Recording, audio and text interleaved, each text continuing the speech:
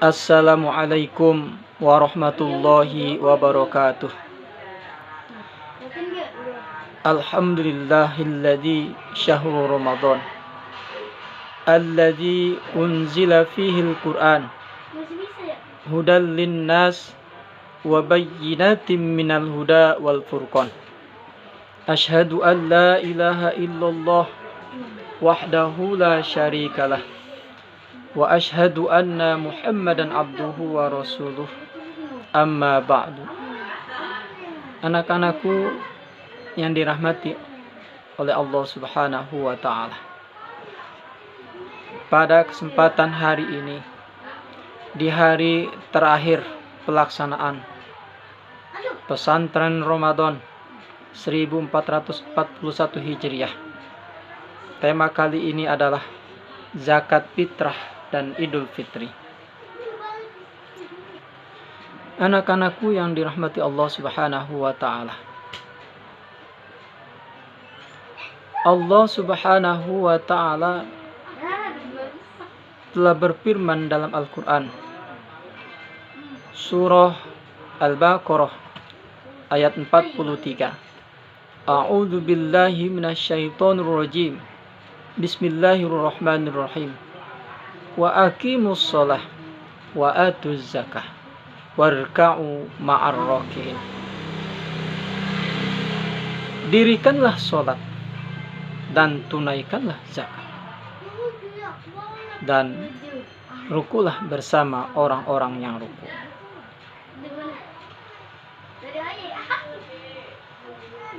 Pada kesempatan ini, Bapak akan membahas tentang zakat fitrah terlebih dahulu.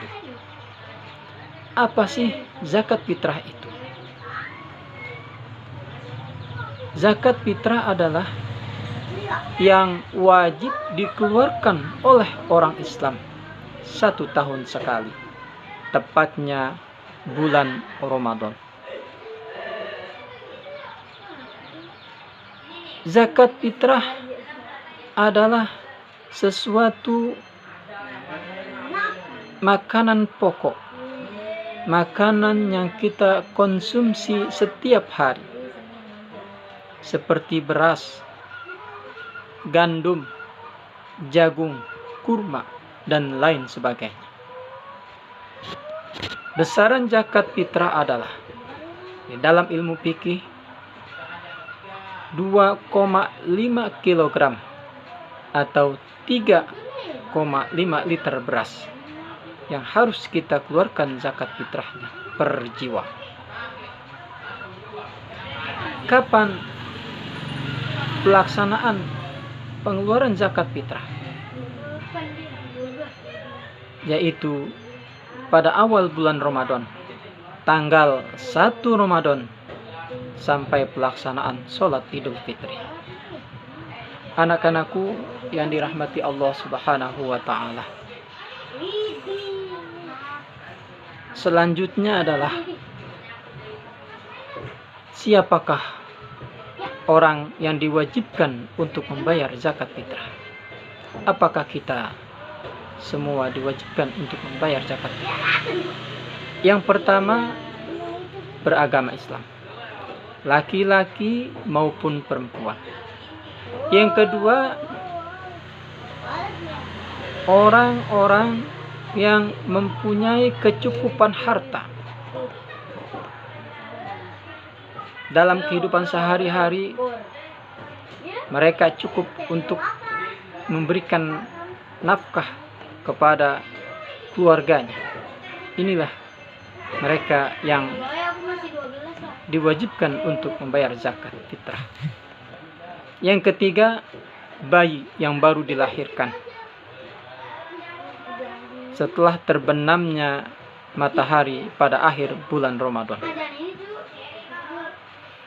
Anak-anakku yang dimuliakan Allah Subhanahu wa ta'ala,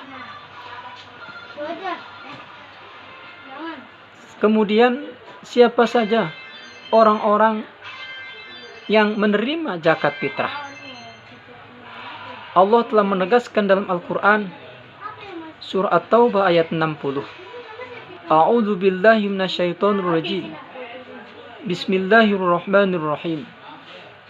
Innamas shadaqatu lil fuqara'i wal masakin wal 'amilina 'alaiha wal mu'allafati qulubuhum wa fir riqabi wal gharimina wa fi sabilillah wa ibnis sabil faridatan minallah wallahu alimun hakim. Ada 8 golongan manusia yang mendapatkan zakat fitrah. Yang pertama adalah orang-orang fakir. Orang-orang fakir adalah orang-orang yang tidak mempunyai pekerjaan dan tidak mempunyai harta benda. Mereka selalu kekurangan, sangat kekurangan dalam kehidupan sehari-harinya. Yang kedua, orang-orang miskin. Orang-orang miskin, mereka mempunyai pekerjaan, mempunyai harta, tapi tidak cukup menghidupi keluarganya. Untuk makan saja kurang. Ini mereka yang mendapatkan zakat fitrah. Yang ketiga, amil zakat. Amil zakat orang-orang yang mengumpulkan zakat fitrah, kemudian mendistribusikannya kepada mereka yang membutuhkan atau yang menerima zakat fitrah. Yang keempat adalah mu'allaf. Orang yang baru masuk Islam dan imannya masih lemah.